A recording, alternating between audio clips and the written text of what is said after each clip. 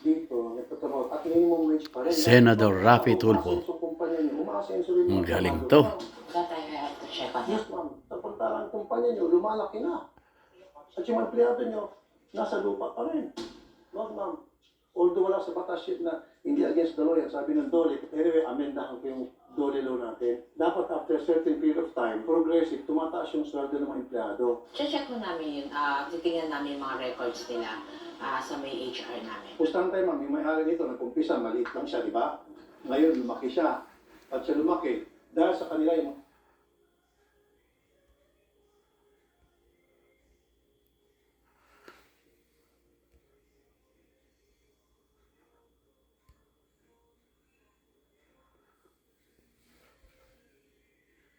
May stop yung TV.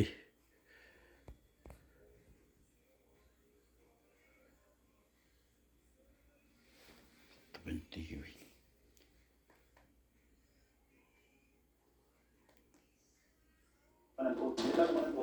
nilalaki to.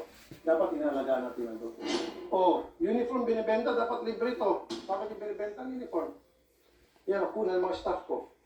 Ay, hindi pwede ito, dole. Nagbebenta po ba kayo na Ito yan, nakalagay na, nakunan, no? Or binibenta? Hindi naman sila tagagawa ng uniform, tagagawa sila sa sardinas eh. So dapat ang uniform, libre, ba't yung binibenta? May presyo pa. Bigyan nyo na ng libre.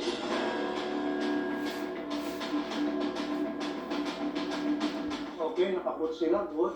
Ito no, maka-gloves na, kompleto, may hairnet, ayos.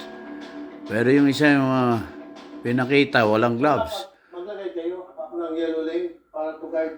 Oo, yung, sa trabaho namin, merong yellow lane.